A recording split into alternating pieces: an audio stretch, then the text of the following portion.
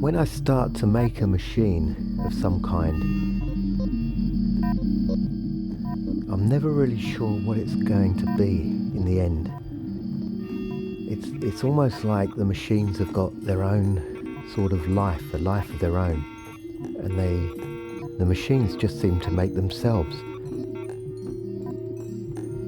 I know that it starts off with scavenging, looking for stuff, looking for materials, recording images and trying to connect those things together. The process of making is an automatic process. But really, if I wanted to find out what that process is, I'd have to spy on myself for quite a long time.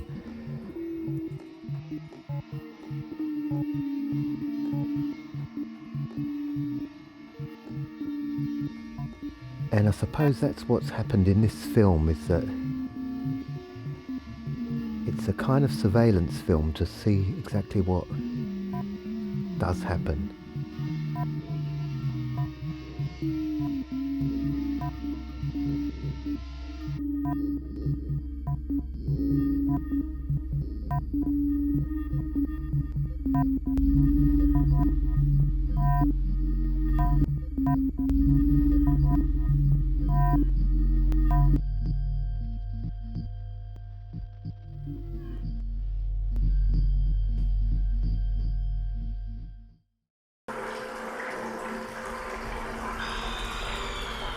That was your grandfather on my mum's side.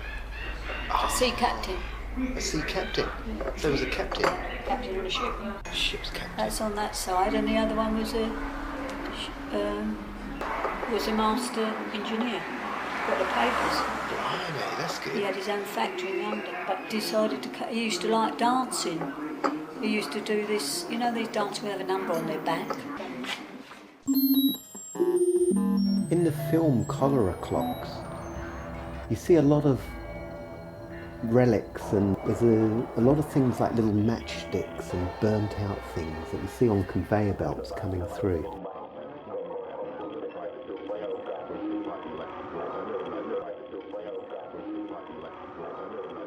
With the thumbs of Santorasan, there's actually 13 of them. 7 have left, 6 have right maybe. It's almost blatant that it's a commercial enterprise.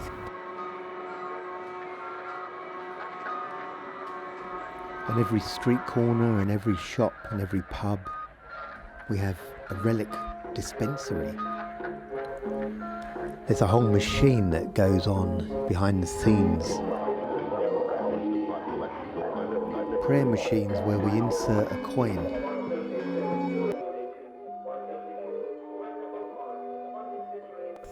The idea of relics being mass-produced, a bit like a factory really.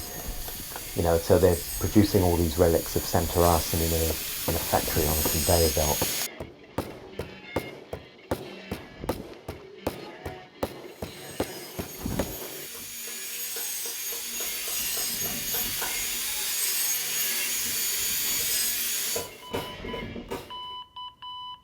Radiomancy is a form of, for me, it's a form of divination using radio as a sound source.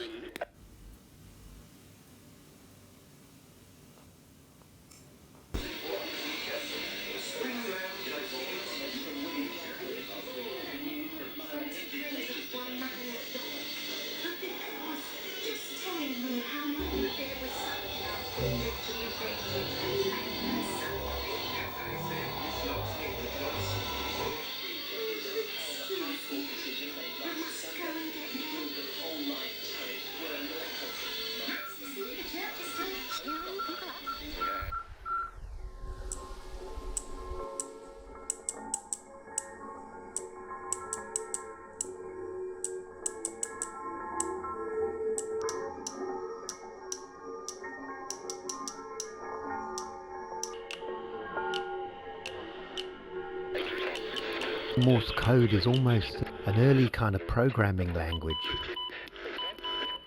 I started to cut up sound using that method of Morse code.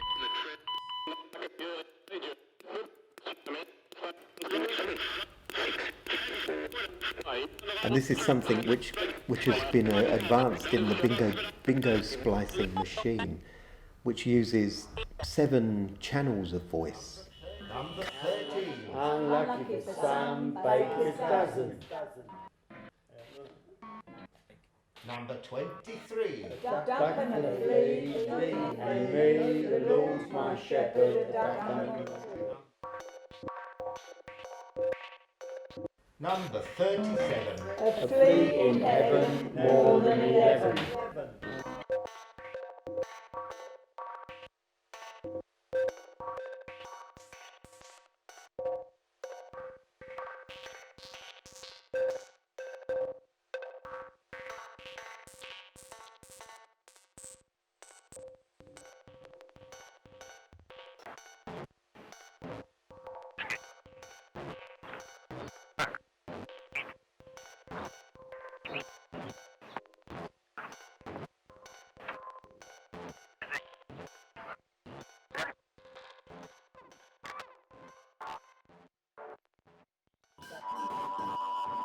The machine is incredibly complex. In fact, it's a very complex way of producing very random sounds, really.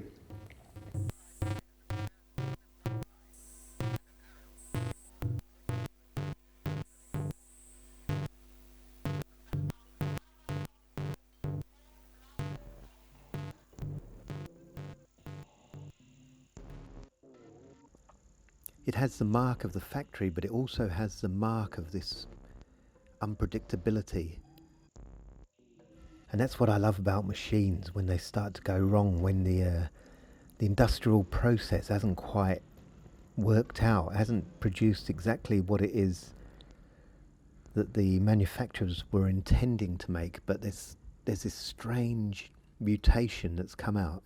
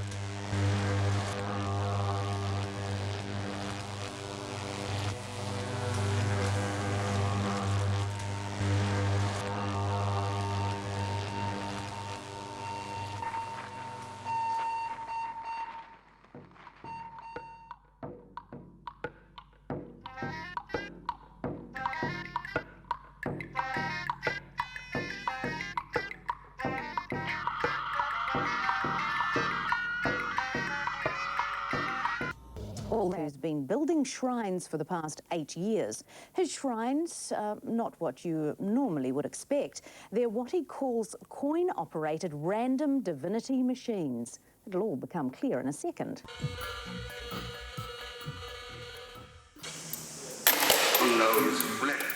Along the way on the Camino de Santiago in these churches, I kept finding a machine that really baffled me. To me, it was a religious machine.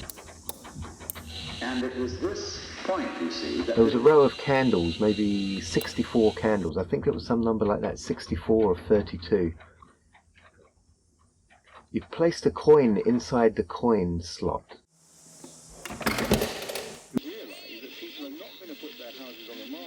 There we go. Stand review. I like my flock to think of me informally. My aging rams and ailing ewes are as important to me as... absorb the energy of the sun. Up in the morning, if I do put all this... And a random candle ignited, electricity flowed through the bulb. A random bulb. Had a little plaque on the side, and I wrote down the address, and I wrote to that address and received a brochure in return for all different types of models of this machine, this prayer machine, coin-operated electric prayer machine. So when I was back in the workshop, I started to create a reconstruction, if you like, of these machines.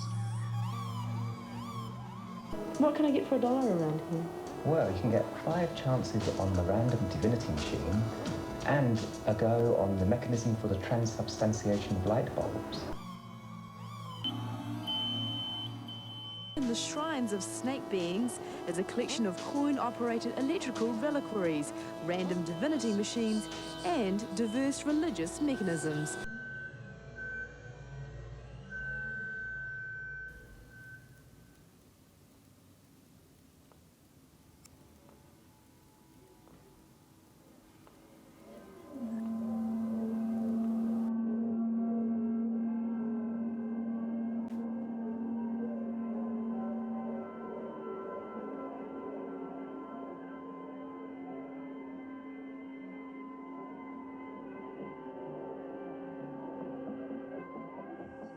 Relics Museum on the Camino de Santiago, and inside there they had lots of strange fragments that I didn't really understand, not being religious really myself, but they seem to have collected a lot of seemingly random objects, pieces of bone, pieces of wood, splinters of wood, rocks, small gravel, I remember, nails. I remember metal nails. There might have been screws, I think they were nails actually. I'll also throw in 1 bingo card.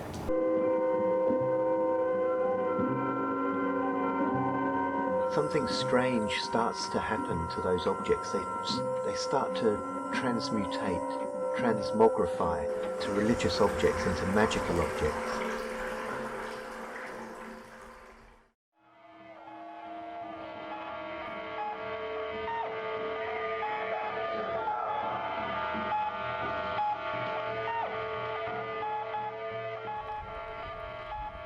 Having watched this documentary, I've started to realise that there is some kind of process that I go through to connect up different ideas and different areas of ideas, like electronics, Morse code, and all manner of things.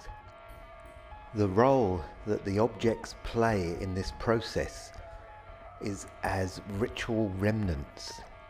Numbers become map coordinates, frequencies, measured in hertz, strange musical scales, which evoke far-off places yet to be seen.